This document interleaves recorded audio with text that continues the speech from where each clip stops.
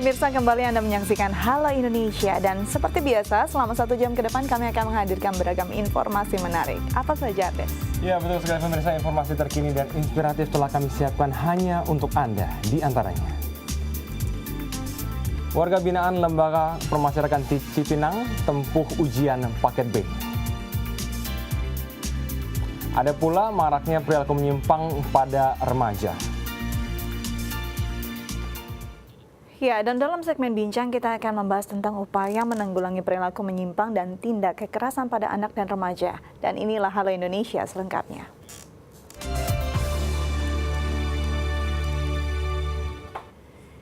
Pelaksanaan ujian nasional tingkat sekolah menengah pertama yang dilaksanakan pada tanggal 9 hingga 11 Mei 2016 juga diikuti oleh warga binaan di Lembaga Pemasyarakatan Cipinang. Ya, warga binaan menyambut antusias pelaksanaan ujian nasional kejar paket B ini. 16 warga binaan Lembaga Pemasyarakatan Cipinang, Jakarta yang berusia 20 hingga 30 tahun mengikuti ujian nasional kejar paket B atau setara dengan ujian nasional tingkat sekolah menengah pertama. Pelaksanaan ujian nasional paket B yang dilaksanakan di Pusat Kegiatan Belajar Mengajar Warga Mandiri ini tak berbeda dengan pelaksanaan ujian nasional yang diadakan di sekolah. Ke-16 warga binaan ini tetap mengikuti ujian nasional paket B selama 3 hari. Yaitu dari tanggal 9 hingga 11 Mei 2016. Dengan mengenakan seragam putih biru, ke-16 warga binaan ini mengerjakan ujian nasional paket B dengan bersungguh-sungguh. 1 bulan sebelum ujian nasional paket B diadakan, setiap hari warga binaan Lapas Cipinang mengikuti pelatihan soal-soal ujian dan pendalaman materi di PKBM Warga Mandiri. Persiapan tersebut ditujukan agar warga binaan siap dalam melaksanakan ujian nasional sehingga lulus dalam pelaksanaan ujian nasional tahun ini. Saya cuma minta mereka supaya tekun karena di luar sana nanti ada sesuatu yang akan mereka jalani. Yang kita tidak tahu saat ini apa yang akan mereka jalani. Jadi mereka harus mengikuti ujian dengan semangat, dengan sebaik-baiknya supaya mudah-mudahan insya Allah nilainya bagus dan mereka bisa kembali ke tengah-tengah kita lagi dengan baik, dengan semangat yang tinggi lagi. Ujian nasional kejar paket B disambut antusias oleh warga binaan. Sebagian besar warga binaan ini pernah menduduki jenjang pendidikan SMP. Namun karena keterbatasan ekonomi, mereka terpaksa putus sekolah. Seperti yang dituturkan David, warga binaan yang telah 1 tahun menjalani kehidupan di dalam lapas. Pria berusia 21 tahun ini merasa beruntung karena masih diberi kesempatan untuk mengenyam pendidikan. Ia berharap berbekal ijazah SMP, ia bisa melanjutkan kehidupan yang lebih baik selepas masa tahanan. Ini senang lah, ada paket sekolah gini gratis ya kan. Kalau lagi di luar kan pasti bayar, ini mumpung gratis ini kita pergunakan lah. Nah, supaya nanti kan jadi kita nggak sia-sia lah di penjara ini ya kan. Lapas Cipinang mumpung ada pelajaran ini kita ikutin, jadi nggak sia-sia buang waktu-waktunya itu. Harapannya sih nanti keluar bisa untuk kerja, untuk kuliah lagi. Bisa bantu orang tua lah di rumah. Tak hanya warga binaan yang mengikuti ujian nasional kejar paket B di dalam lapas. Ada juga masyarakat umum yang mengikuti ujian nasional paket B bersama warga binaan karena penuhnya kuota di PKBM umum wilayah Jakarta Timur. Seperti yang dialami oleh Parwanto. Memasuki wilayah lapas merupakan pengalaman pertama baginya. Namun ia tak berkecil hati dan yakin dapat sukses menjalani ujian nasional bersama warga binaan. Ya awalnya sih grogi gitu mau masuk kok di Lapas Cipinang, tapi setelah masuk di ruangan sekolah PKBM ini samalah kita merubah nasib gitu, sama-sama anak lapas jadi setara gitulah, kita ngimbangin gitu. Ya mudah-mudahan bisa lulus di binaan PKBM ini supaya bisa ikut ntar yang kedepannya buat paket C gitu. Pelaksanaan ujian kesetaraan termasuk kepada warga binaan merupakan salah satu bentuk penghapusan diskriminasi dalam bidang pendidikan untuk mencapai pendidikan yang lebih tinggi. Ode Rizky, Yoga Pratama, Dai TV. Sebagian besar masyarakat kita masih menaruh stigma negatif kepada warga binaan Lembaga Pemasyarakatan. Reputasi mereka yang pernah melakukan tindak kriminal menjadikan warga binaan ini sulit kembali mendapat pengakuan saat kembali ke masyarakat. Padahal di lapas mereka mendapatkan berbagai pembinaan untuk mengembalikan empati serta mengasah keterampilan mereka. Warga binaan yang menjalani hidupnya di lembaga pemasyarakatan umumnya masih mendapat stigma negatif dari masyarakat. Stigma negatif yang melekat pada diri warga binaan ini tak jarang mempersulit kehidupan mereka saat kembali dalam lingkungan sosial. Padahal, di dalam lembaga pemasyarakatan, warga binaan ini dibina dan melakukan berbagai aktivitas untuk memulihkan mental serta kondisi fisik mereka. Seperti yang dilakukan oleh Lembaga Pemasyarakatan Cipinang, Jakarta Timur, warga binaan tetap didukung untuk melakukan berbagai aktivitas, seperti mengikuti ujian nasional kejar paket B dan C, untuk mendapatkan ijazah setara dengan sekolah menengah pertama dan sekolah menengah atas. Selain itu, kegiatan lain seperti napi berkebun juga diperuntukkan bagi warga binaan untuk mengembalikan jiwa sosial, meningkatkan kepeduliannya terhadap lingkungan, serta mengasah keterampilan mereka dalam berkebun. Menurut Direktur Penyetaraan Pendidikan Kementerian Pendidikan dan Kebudayaan, Herman Syamsuddin, pembinaan kepada warga binaan seharusnya diikuti oleh pemberian sertifikasi keahlian. Sertifikasi keahlian dapat digunakan oleh warga binaan sebagai dokumen untuk mencari pekerjaan atau membuka usaha selepas menjalani masa tahanan. Sahabat-sahabat kita yang menamatkan pembelajaran yang di lapas, dia keluar membawa ijazah nanti, ya kan sudah sama nilainya. Walaupun dia belajar di dalam lapas, tidak ada masalah. Itu satu. Kedua, masalah keterampilan yang dia dapatkan itu. Nah, kalau bisa keterampilan ya yang terstruktur, yang punya pasar, yang punya nilai tertentu dan punya sertifikat dia. Jadi dia ada keluar, ya tidak nyangka-nyangka, atau dia mendapatkan sertifikat, ya. Masyarakat di sekitarnya tidak nyangka itu kan. Sementara ini, sertifikasi keahlian bagi warga binaan masih menjadi rumusan oleh Kementerian Pendidikan dan Kebudayaan. Kedepan, diharapkan dengan terbitnya sertifikasi keahlian bagi warga binaan di lembaga pemasyarakatan, masyarakat umum dapat menerima kehadiran mereka tanpa stigma negatif di lingkungan sosial. Wode Rizky, Yoga Pratama, Daai TV. Ya pemirsa, perilaku menyimpang remaja yang kini marak terjadi sudah tentunya menjadi meresahkan masyarakat. Iya, tercatat pada tahun 2015 sebanyak 6.726 anak menjadi korban kekerasan dan 52% diantaranya adalah kekerasan seksual. Pada tahun 2013, Indonesia dinyatakan darurat kejahatan seksual. Menurut catatan Komisi Nasional Perlindungan Anak pada tahun 2015, sebanyak 6.726 anak menjadi korban kekerasan, dan 52% diantaranya kekerasan seksual. Seiring berjalannya waktu, jumlah korban maupun pelaku kejahatan remaja ini terus meningkat. Maraknya pelaku kejahatan seksual saat ini yang dilakukan oleh remaja. Menurut Aris Merdeka Sirait selaku Ketua Komisi Nasional Perlindungan Anak, menyatakan, pemicu remaja melakukan tindakan kejahatan seksual dikarenakan lemahnya pengetahuan pendidikan seks, serta mudahnya mengakses pornografi, ditambah dengan perilaku buruk remaja yang gemar mengkonsumsi alkohol, sehingga mengakibatkan mereka tidak dapat mengontrol diri. Kalau lihat dari kasus-kasus yang kita tangani itu, ada beberapa kasus itu ada yang didorong karena miras misalnya.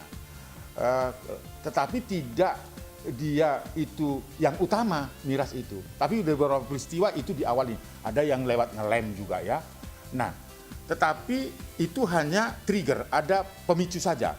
Tetapi yang mendasari anak itu misalnya seperti terpapar pornografi.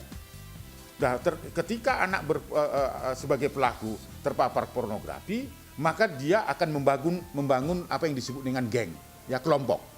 Nah, biasanya mereka tidak melakukan sendiri. Biasanya dia mengajak teman-teman. Itulah karakter anak remaja. Untuk mengantisipasi kejahatan yang dilakukan remaja, pentingnya peran keluarga serta lingkungan sebagai garda terdepan yang dapat mengontrol perilaku. Juga pentingnya ketahanan rumah, karena di dalamnya terdapat nilai keagamaan dan sosial. Tindakan kejahatan yang dilakukan remaja, mulai dari sekedar kenakalan hingga kejahatan yang luar biasa, tidak jarang membuat mereka terjerat hukum. Aris Merdeka Sirait mengatakan, hukuman yang harus diterapkan pada anak remaja harus berdasarkan undang-undang yang ada. Nah, setelah konvensi itu diratifikasi tahun 90, Indonesia tahun 2002 menerbitkan atau menghasilkan sebuah produk hukum namanya Undang-Undang Perlindungan Anak, yang memberikan batasan usia anak adalah seseorang di bawah 18 tahun.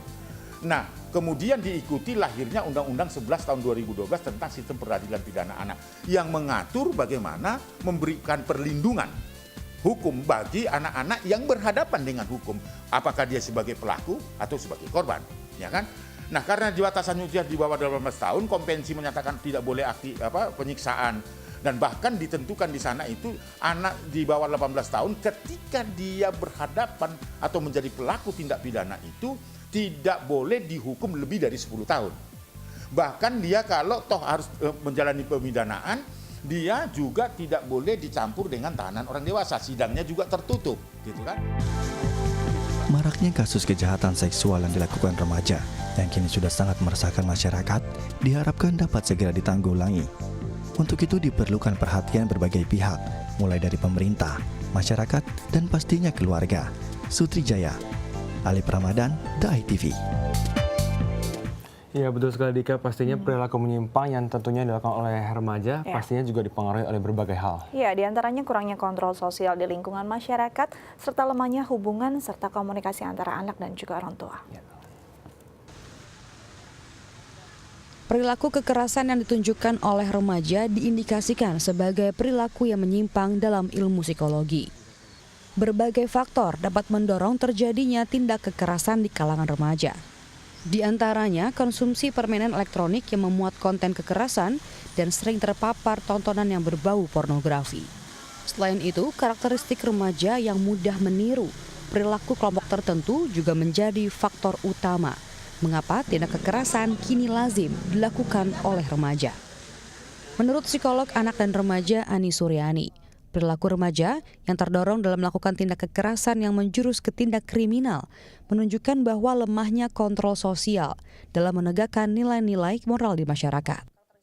Ya, saya juga mungkin harus melihat ini seberapa kuat sih bonding antara anak dengan orang tua. Karena sebetulnya orang tua mempunyai peran yang sangat besar untuk membentuk perilaku anak, terutama untuk kontrol untuk terhadap perilaku-perilaku yang mungkin tadi menyimpang ya. Karena kalau saya lihat kalau misalkan hubungan atau bonding atau ikatan antara orang tua dan anak yang baik.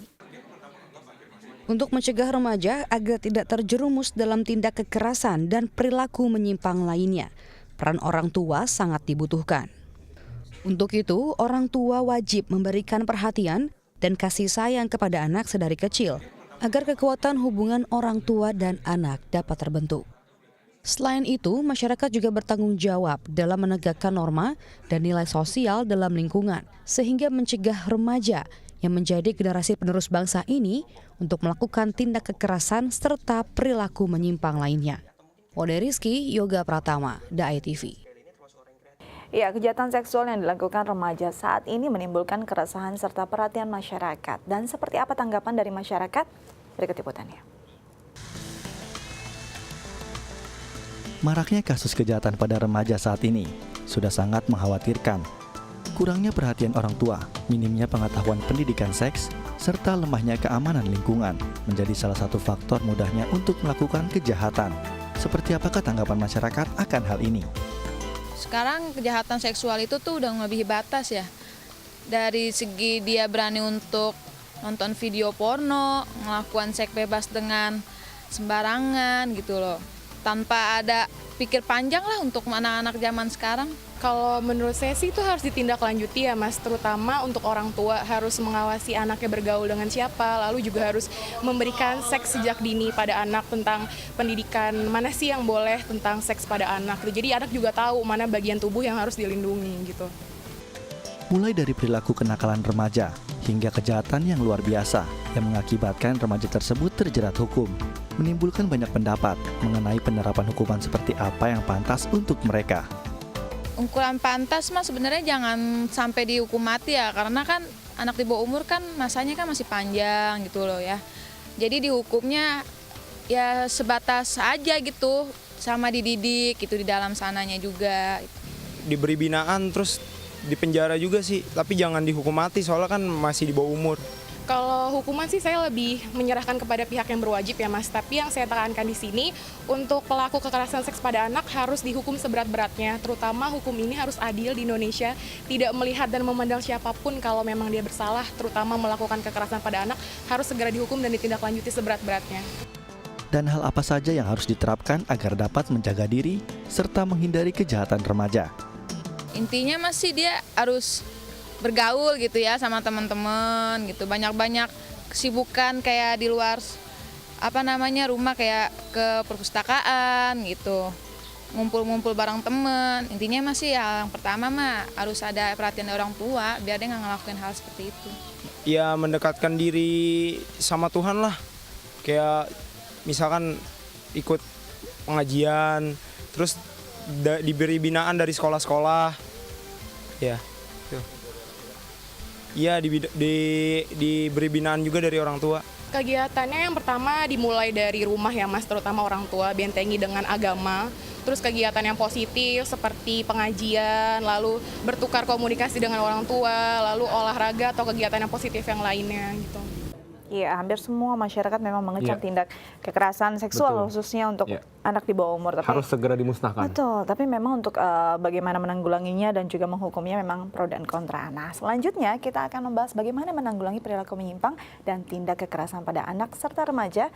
Namun setelah jeda berikut, tetap bersama kami di Halo Indonesia.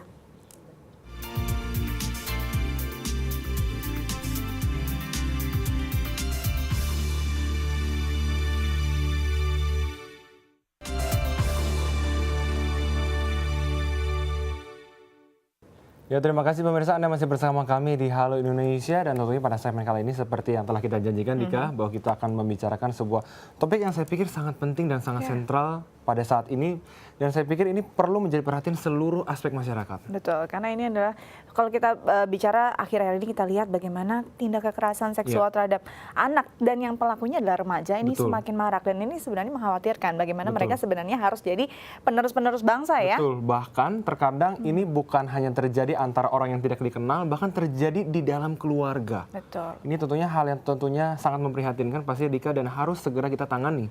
Nah, kalau ingin lihat bagaimana sebenarnya gambaran fenomena dan kekerasan yang memang sedang marak terjadi di Indonesia, kita akan menyaksikan tayangan berikut ini. Ya.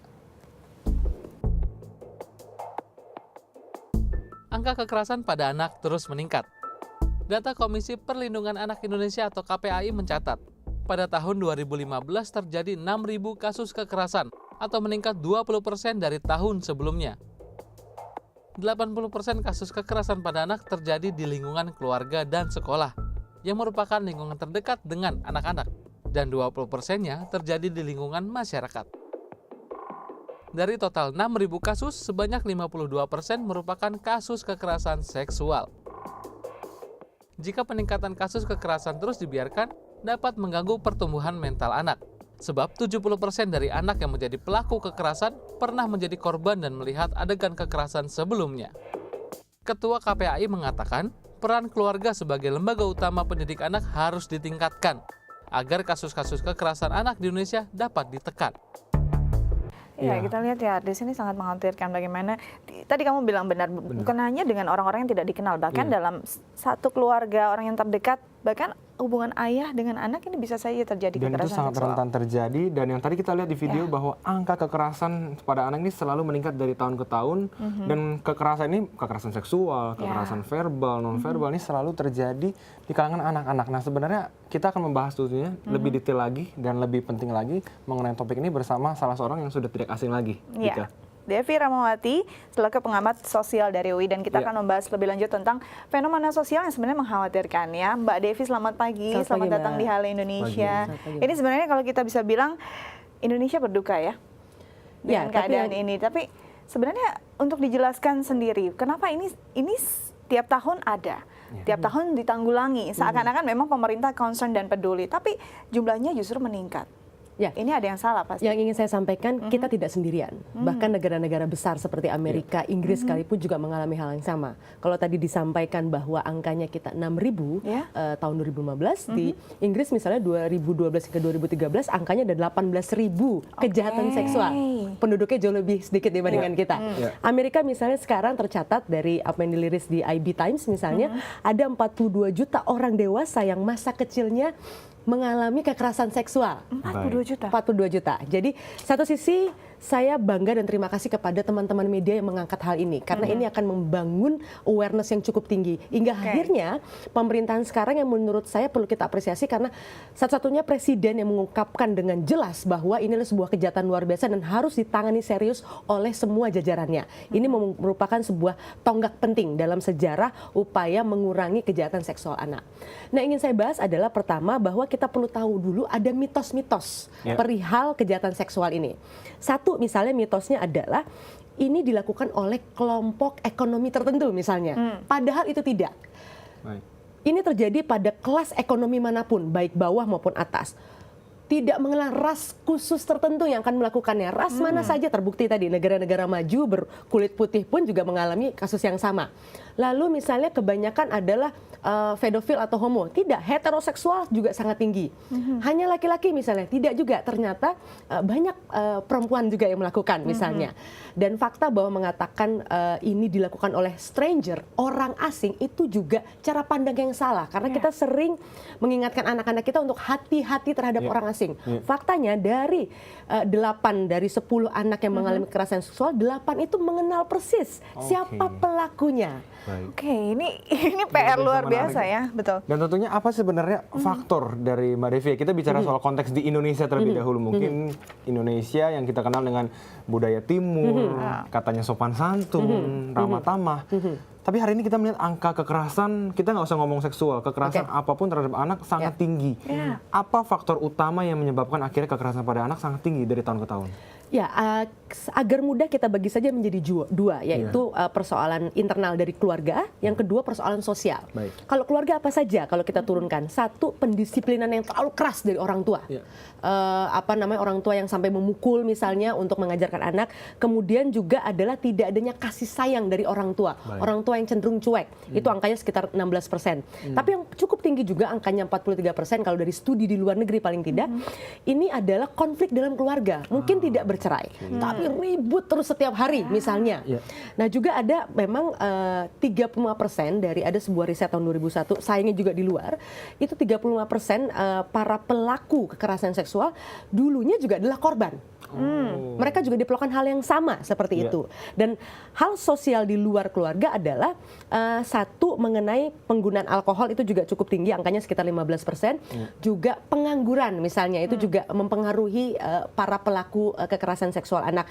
Dan yang ketiga adalah persoalan teknologi. Nah, ini juga menjadi penting yang menyebabkan mendorong banyaknya pelaku kekerasan seksual. Jadi ada faktor keluarga juga sebenarnya. Banyak sekali faktor, bahkan tadi teknologi. Nah, kalau kita bicara tentang kekerasan, sebenarnya ini kan berasal dari emosi yang di dalam diri ya. Dan ini, tapi kenapa sebenarnya bisa dilampiaskan dengan banyak hal, banyak objek, tapi kenapa anak?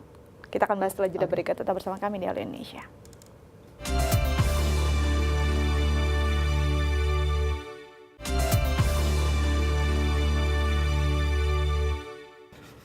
Ya, terima kasih pemirsa, Anda masih bersama kami di Halo Indonesia dan kita akan melanjutkan diskusi kita dengan Mbak Devi Rahmawati, pengamat sosial dari Universitas Indonesia. Baik Mbak Devi, seperti yang ingin kami tanyakan bahwa mengapa akhirnya objek kekerasan banyak terjadi pada anak-anak. Kita sebut dengan anak-anak kalau masih di bawah 17 tahun seperti itu ya Mbak Devi. Apa alasan anak-anak menjadi istilahnya sasaran predator? Ya, satu, anak-anak dan perempuan, karena memang angkanya anak-anak perempuan itu 2 kali hingga 3 kali lebih tinggi potensinya untuk dilecehkan atau diperlakukan dengan sewenang-wenang. Sederhana, mereka belum memiliki kekuatan apapun. Kedua, mereka tidak memiliki pengetahuan tentang kejahatan. Ketiga, memang apalagi kalau ini diperlakukan pada anak-anak di bawah usia 5 tahun, mereka tidak memiliki kemampuan verbal untuk menyatakan ketidaknyamanan. Jadi sangat aman misalnya melakukan kekerasan terhadap anak-anak itu. Dan memang menariknya lagi adalah 75% pelakunya justru orang terdekat, bukan orang di luar keluarga. Nah, bagaimana polanya biasanya menariknya? Dari berdasarkan riset yang digali dari para pelaku, 71% orang tua itu bahkan bersahabat dengan para pelaku ini. Kalau misalnya mereka bukan keluarga. Kalau keluarga, itu biasanya adalah orang-orang yang 60% itu dipercayakan untuk menitipkan anaknya. Dan strategi-strateginya adalah menarik, misalnya begini, ada 3 tempat. Satu biasanya di mobil, dibawa jalan untuk misalnya, oh nanti aku asuh ya, nanti dibawa jalan di mobil. Yang kedua misalnya diajak nonton bersama. Jadi hati-hati dengan orang yang sering menemani anak kita menonton bersama. Lalu kemudian yang ketiga adalah anak itu diizinkan untuk tidur bersama dengan pelaku tadi. Tapi karena orang tua 71% tadi sudah percaya, bahkan menurut pengakuan para pelaku, mereka bahkan 33% mengatakan bahwa orang tuanya suka banget loh sama aku, percaya sekali dengan saya. Dan menariknya lagi, 21,4% menurut pengakuan para pelaku, orang tua bahkan tahu bahwa sang pelaku ini pernah melakukan hal-hal yang tidak benar terhadap anaknya. Dan itu dibiarkan? Ada pembiaran, tapi itu angkanya 21%. Nah, ini kan menarik bagaimana bahkan orang tua yang dewasa saja tidak bisa mengendus. Ada potensi bahaya di sekitarnya. Karena kalau kita sudah dapat kepercayaan untuk melakukan apapun jadi lebih mudah. Tapi ternyata dalam risetnya paling lama proses pelecehan itu dilakukan 1 jam dari proses dia mengambil anak untuk misal dibawa ke satu tempat, lalu dilecehkan, kemudian dikembalikan lagi, itu paling lama 1 jam. Sehingga akhirnya orang kan tidak menyadari bahwa ada satu kejadian luar biasa yang terjadi di keluarga tersebut misalnya. Jadi ada orang-orang dekat yang justru istilahnya lebih mengetahui seluk-beluk anak tersebut, bagaimana dia pergi les mungkin, sekolah dan sebagainya. Dan saya koreksi saya kalau salah Mbak Devi, saya melihat bahwa bukan hanya laki-laki ke perempuan, bahkan kadang-kadang sama jenis kelamin seperti itu juga ya? Iya kan, memang tadi pelakunya itu tidak hanya hetero yang antar jenis kelamin, tapi juga sesama juga sangat dimungkinkan, dan tadi juga pedofilia juga sangat mungkin terjadi seperti itu. Dan mungkin karena itulah yang akhirnya membuat orang tua berpikir tidak mungkin lah sama jenis kelaminnya, umurnya terlalu jauh. Padahal bisa saja terjadi. Nah, menariknya karena ada mulai kesadaran seperti itu, di era modern ini orang cenderung untuk mungkin sekarang jadi berhati-hati, tidak mau mempercayakan pada orang lain. Tapi apa yang kemudian dilakukan? Misalnya kita mempercayakan kepada teknologi, karena teknologi is the best babysitter in the world, kan begitu kan? Anak menjadi diam, menjadi tenang. Padahal dengan memberikan teknologi, satu, anak itu bagi korban, anak akan merasa bahwa apa yang dilakukan oleh orang luar terhadap dirinya bukan sesuatu yang aneh. Karena dalam modusnya lagi, para pelaku itu salah satunya selain dia 60% itu rata-rata begini, mengatakan pada anak agar anak tidak melapor. Nanti om atau misalnya tante akan masuk penjara. Tentu saja anak tidak mau, karena kan dia mengenal om tante ini. Gak ada keterikatan di situ nanti gak ada yang jagain aku lagi. Padahal dia melakukan hal-hal yang tidak benar. Nah, yang kedua adalah misalnya 30% angkanya memberikan hadiah dan sebagainya. Nah, tapi juga hebatnya lagi, mereka bisa meyakinkan anak-anak bahwa apa yang mereka lakukan terhadap anak-anak itu dinikmati oleh anak-anak itu. Dan ini terkonfirmasi oleh sang anak ketika misalnya sang anak terbiasa melihat adegan begitu di media. Karena semua orang melakukan, kok nggak masalah. Ini sebenarnya mengenalkan seks pada anak dengan cara yang negatif ya. Tapi sebenarnya ada cara-cara yang bisa justru memproteksi mereka dengan mengenalkan seks sejak dini dengan cara yang edukatif. Nah, sebelum kita melanjutkan perbincangan, kita lihat dulu tayangan berikut ini. Data KPAI tahun 2015 menyatakan 52% dari total pelanggaran pada anak adalah kejahatan seksual. Untuk mengantisipasi hal itu, keluarga diharapkan menjadi garda utama dalam melindungi anak.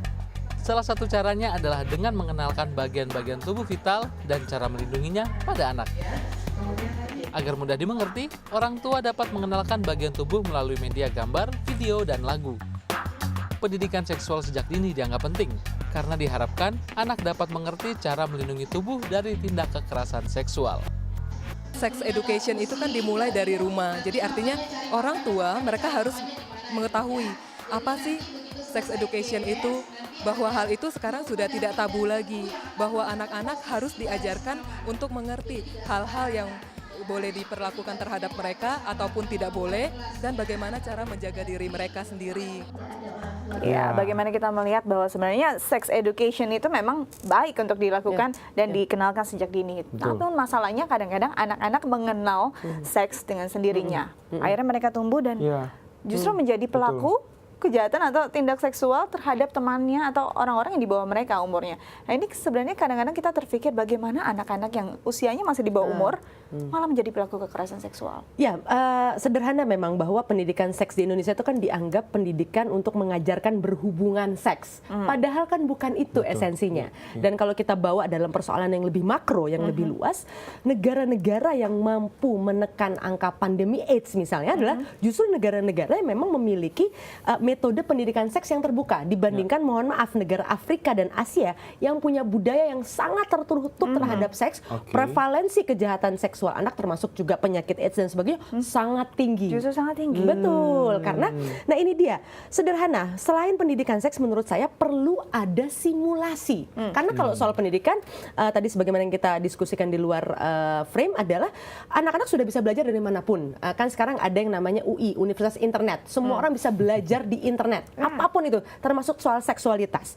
Nah, ternyata dalam risetnya, apa yang kemudian ketika anak harus berhadapan dengan pelaku yang bisa mencegah pelaku paling tidak untuk menahan diri adalah 40% itu ketika anak bisa mengatakan bahwa saya tidak mau melakukannya. Itu satu. Kemudian 31% ketika anak mengatakan tidak. Yang ketiga adalah 19,2 anak menangis. Nah, itu strategi yang harusnya diajarkan kepada anak.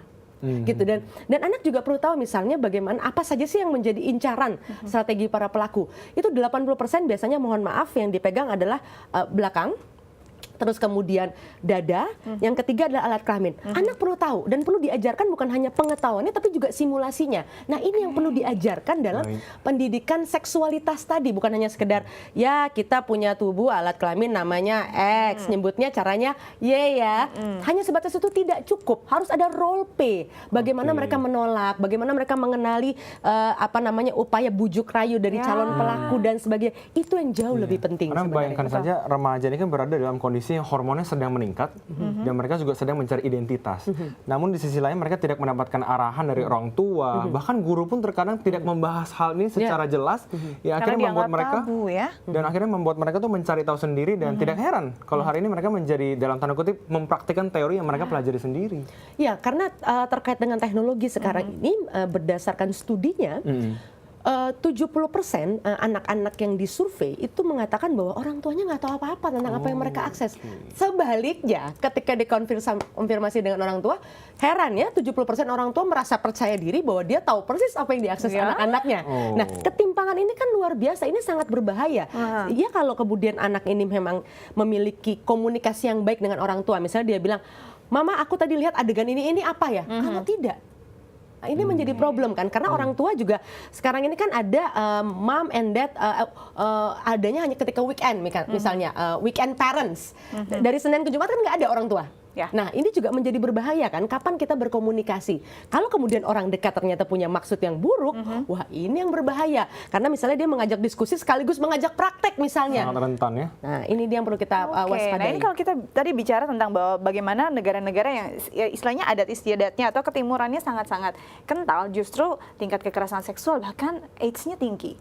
Nah, kita contohnya di Indonesia yang beragam wilayahnya pelosok Nusantara, justru tingkat kekerasan seksual yang notabene sangat-sangat bisa ada sadisme itu justru terjadi di pinggiran-pinggiran metropolitan bahkan di pelosok-pelosok negeri. Nah, ini seperti apa fenomena ini bisa dijelaskan? Kita akan bahas setelah jeda berikut. Tetap bersama kami di Halo Indonesia.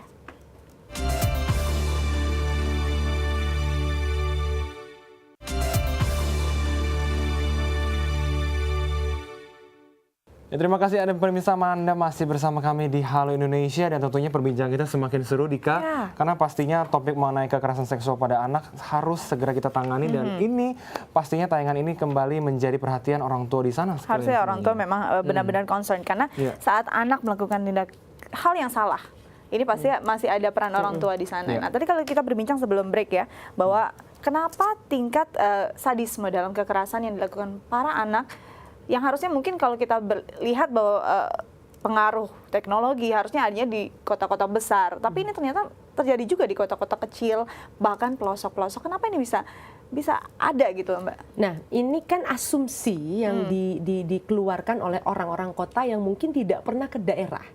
Faktanya kalau saya ke daerah, berbagai teknologi yang dikonsumsi oleh masyarakat kota juga sayangnya saat ini dikonsumsi juga oleh masyarakat daerah. Seperti itu, tontonan yang ditonton anak-anak kota juga ditonton oleh anak-anak di daerah. Dan kita tahu data misalnya menyebutkan bahwa 70% orang Indonesia itu maksimal lulusan SMP. Dan ketika mereka kemudian menjadi orang tua, mereka tidak memiliki pengetahuan bagaimana mengawal anak-anak mereka yang sudah dibekali dengan teknologi tingkat tinggi misalnya. Dan yang ketiga juga menarik bagaimana pergeseran pola asuh baik orang tua di kota maupun di desa yang mengartikan orang tua modern itu adalah orang tua yang membebaskan anak-anaknya. Bahwa kalau saya mau jadi orang tua yang gaul, ya saya mempersilahkan anak-anak saya mau jadi jam 12 malam di jalan, mau jam 2 pagi pakai celana pendek naik motor-motoran, saya ya itu orang tua yang gaul. Itu cara pandang yang salah sebenarnya. Kenapa? Media mempertontonkan itu. Karena kan kita tahu ada bandwagon effect di mana apa yang ada di media dianggap sebuah kebenaran. Nah, bagi orang-orang yang tadi maksimal lulusan SMP, bagaimana dia bisa mencerna bahwa apa yang ada di media itu adalah semua kepalsuan, kebohongan misalnya terkait tayangan-tayangan itu. Nah, ini yang sebetulnya perlu dikeluarkan aturan. Kayak misalnya menarik di Korea Selatan. Ada kalau dalam istilah saya ada namanya Cinderella time, di mana ada kalau dalam istilah mereka namanya shutdown system. Di atas jam 6 hingga pagi itu 10 malam hingga jam 6 pagi anak-anak tidak bisa lagi mengakses internet untuk main game. Karena persoalan game di sana itu bukan hanya bagi anak-anak, bahkan Kementerian Pertahanannya pun punya concern karena tentara-tentaranya banyak yang kemudian bermain game juga begitu kan. Ini jadi persoalan besar. Nah, bagaimana negara kemudian melakukan intervensi terhadap hal-hal demikian? Menurut hemat saya negara perlu serius yang kemudian melibatkan sekolah misalnya. Jangan biarkan anak-anak hingga SD menurut hemat saya dilarang keras misalnya mengakses internet secara bebas. Mereka boleh pegang handphonenya atau tabnya, tapi tidak tersambung wifi. Jadi kalaupun kita ingin memberikan permainan, memberikan bahan-bahan untuk dibaca, yang kita downloadkan. SMP pun juga dibatasi. Karena saya selalu mengulang-ulang ilustrasi ini. Kalau anak umur 1 tahun dibukakan pintu pagar, di depan ada coklat, ada batu, ada kotoran, apa yang dilakukan? Pasti anak kita akan mengambil tiga-tiganya itu untuk dimakan. Karena belum siap. Tapi kalau orang dewasa, sampah pun bisa diolah menjadi sesuatu yang bermanfaat. Nah, terkait teknologi juga demikian. Kalau anak kita sudah siap, mau ada tayangan pornografi, mau ada tayangan yang lain-lain, itu mereka akan mampu mengolahnya. Nah, yang perlu difahami terkait dengan kekerasan seks pada anak, ada 2 definisinya. Bahwa kekerasan seks itu bukan hanya yang sifatnya sentuhan. Jadi anak-anak dipegang, diperkosa dan sebagainya tidak, atau bahkan sampai dibunuh. Tapi yang non-touching itu sudah merupakan kekerasan.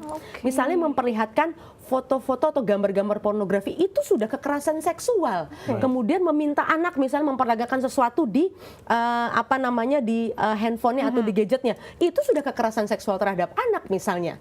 Nah, ini kan pemahaman atas definisinya saja orang tidak mengerti. Terkait perkosaan misalnya menarik juga. Bagaimana misalnya pemahaman tentang perkosaan itu bagi remaja misalnya berbeda. Ketika seseorang sudah dipaksa melakukan sesuatu dalam kondisi intimidasi, sebenarnya sudah memperkosa. Tapi kan kalau misalnya anak-anak mohon maaf memadu kasih atau dalam istilahnya pacaran. Ketika pacarnya meminta, ayo dong kita X melakukan X, kalau enggak saya akan putusin kamu.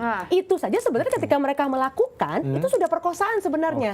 Jadi sebenarnya ini memang ada ancaman, dan ini yang memang harusnya jadi pemahaman para orang tua bahwa apapun bentuknya yang istilahnya memang belum bisa dilakukan oleh anak dan harusnya memang mereka protek ya sejak dini, dan ini bukan hanya peran pemerintah, seluruh masyarakat dan orang tua memang berperan penting untuk bisa mengurangi angka kekerasan seksual terhadap anak ya. Baik, terima kasih untuk kehadirannya di Halo Indonesia, sukses terus dan semoga hal ini bisa ditanggulangi cepatnya Mbak ya. Mudah-mudahan. Oke, baik pemirsa di rumah, kita masih punya banyak informasi menarik lainnya. Tetap bersama kami di Halo Indonesia.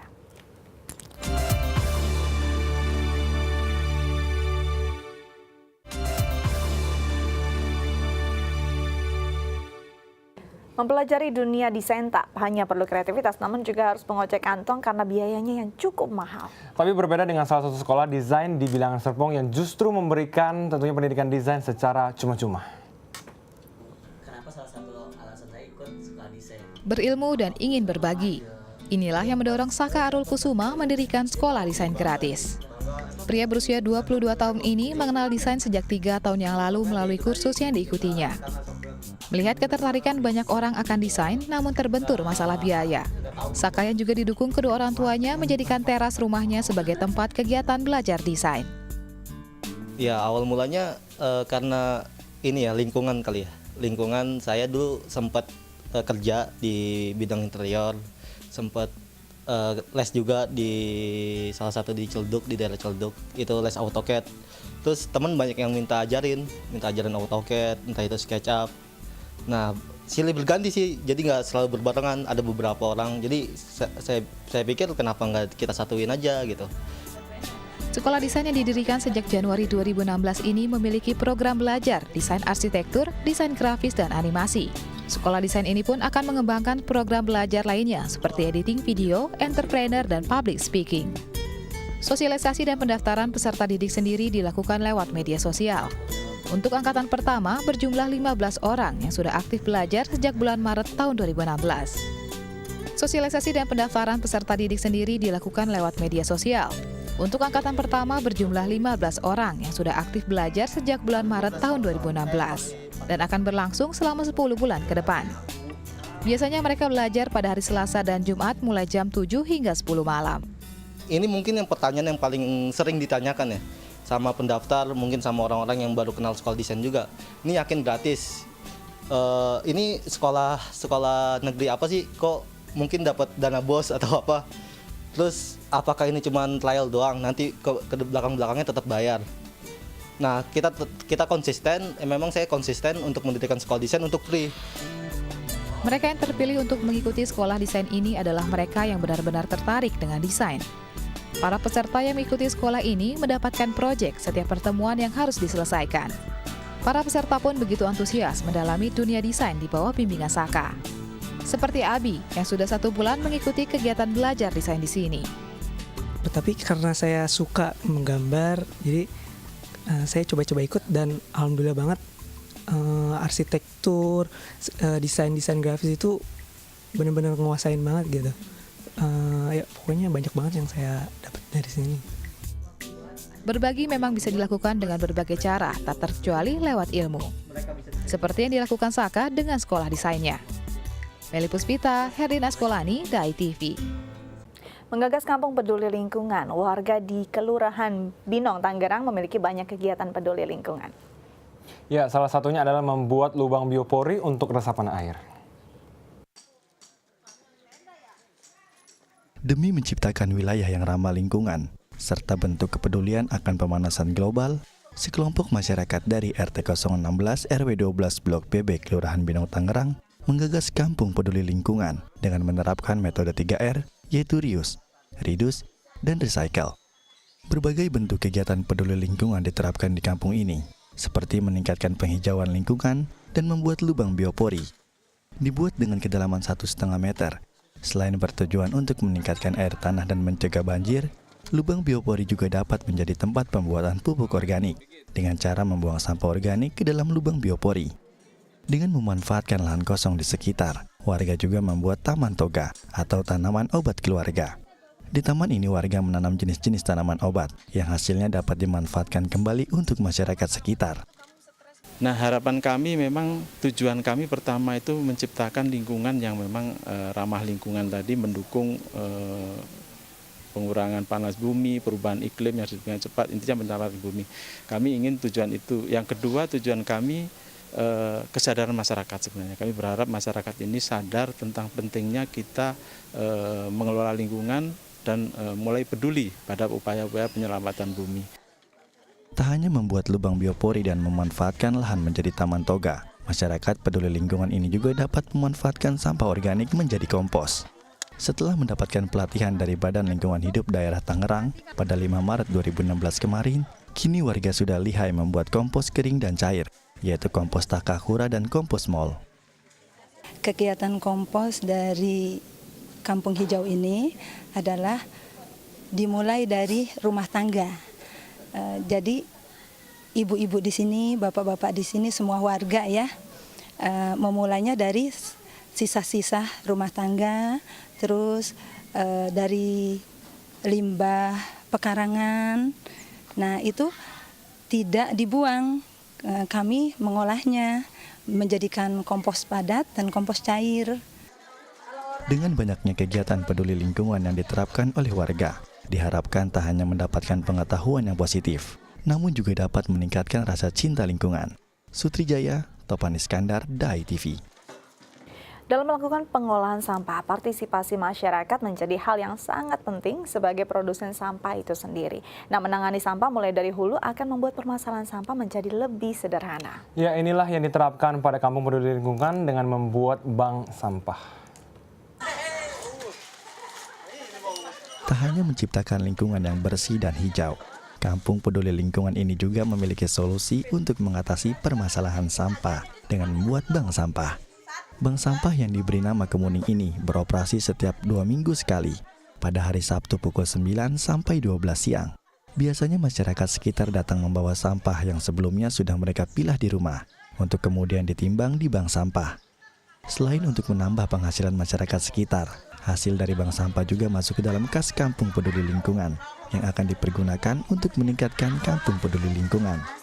Jadi atas prakarsa ibu-ibu untuk mengurangi datangnya pemulung, sampah-sampah rumah tangga. Jadi kita di sini mengenai pemilihan sampah itu dilaksanakan dari rumah tangga masing-masing. Jadi pemilihan sampah itu dilaksanakan oleh ibu-ibu dari yang misalnya bungkus kopi, bungkus sabun itu dipilah langsung ditaruh di rumah. Sedangkan kalau yang semacam barang-barang bekas lainnya itu kita kumpulkan per humas masing-masing. Dalam mengatasi permasalahan sampah, Kampung Peduli Lingkungan ini tak hanya memiliki bank sampah saja, namun juga memiliki kelompok pengrajin daur ulang dari barang bekas, seperti bungkus kopi, botol air mineral yang dibuat menjadi tempat tisu, hiasan dinding, busana daur ulang, dan lain-lain. Kegiatan ini disambut baik oleh warga sekitar. Selain untuk mengisi waktu luang, Baik pemirsa, berikut perakiran cuaca dari beberapa kota besar di Indonesia.